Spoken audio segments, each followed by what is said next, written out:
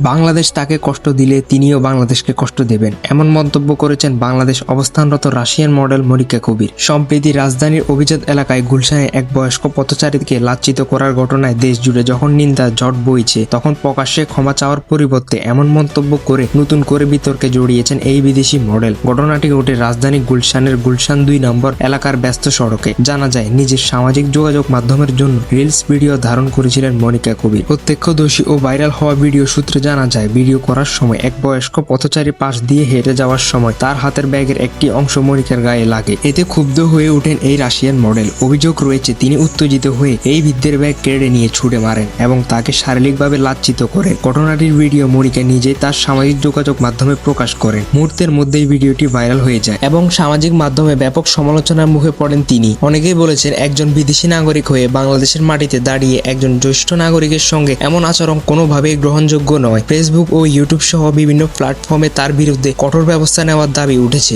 এর মধ্যেই মনিকা কবিরের বিরুদ্ধে আইনি পদক্ষেপও শুরু হয়েছে। তাকে প্রকাশ্যে ক্ষমা চাওয়ার আহ্বান জানিয়ে আইনি নোটিশ পাঠানো হয়েছে। এই ছাড়া গত 12ই মার্চ ঢাকার এডিশনাল চিফ মেট্রোপলিটন ম্যাজিস্ট্রেট কোর্টে তার বিরুদ্ধে একটি নিয়মিত মামলা দায়ের করা হয়েছে। ঢাকা জেলা দক্ষিণ ছাত্র অধিকার পরিষদের সভাপতি সাজ্জাদুল ইসলাম এই মামলাটি করেন। আদালত মামলাটি আমলে নিয়ে মনিকা কবিরকে বিচারের আওতায় আনার জন্য সমন বা গ্রেপ্তারি পরোয়ানা জারির প্রক্রিয়া শুরু করার নির্দেশ দিয়েছে।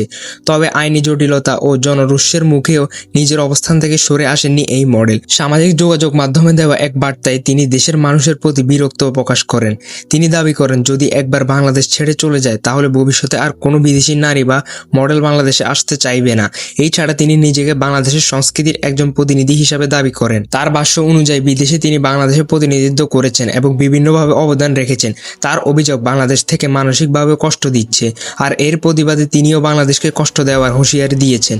রাশিয়ায় জন্ম নেওয়া এই মডেলের ব্যক্তিগত জীবন নিয়ে মানুষের কৌতূহল শেষ নেই। মস্কোতে বেড়ে ওঠা এই নারীর আসল নাম মারিয়া ব্যালেরিয়োভনা। পারিবারিকভাবে তাকে মনিকা নামেই ডাকা হয়। তার মা মারিয়া গোজেন একজন রুশ নাগরিক এবং বাবা একজন ভারতীয় ব্যবসায়ী। ব্যবসায়িক কাজে 2012 সালে তিনি প্রথমবারের মতো বাংলাদেশে আসেন। এরপর থেকে তিনি এই দেশে বসবাস শুরু করেন এবং মডেলিং জগতের সঙ্গে যুক্ত হন। এর আগে তার খোলামেলা পোশাক ও ব্যক্তিগত জীবনধারা নিয়ে সামাজিক মাধ্যমে একাধিকবার আলোচনা সমালোচনা হয়েছে। তবে এইবারের ঘটনাটি আগে সব বিতর্কে ছাড়িয়ে গেছে বলে মনে করেন বিশ্লেষকরা। গুলশানের মতো এলাকায় প্রকাশ্যে দিবালোকে একজন বৃদ্ধের সঙ্গে এমন আচরণ এবং পরে পুরো দেশকে নিয়ে বক্তব্য করা অনেকেই সহজভাবে নিচ্ছেন না। আইন বিশেষজ্ঞদের মতে, বিদেশি নাগরিকদের বাংলাদেশ বসবাসের ক্ষেত্রে দেশের আইন ও সংস্কৃতির প্রতি শ্রদ্ধাশীল থাকা বাধ্যতামূলক। এখন দেখার বিষয়, আইনি প্রক্রিয়ার মাধ্যমে আদালত এই ঘটনাটি কী ধরনের পদক্ষেপ গ্রহণ করেন।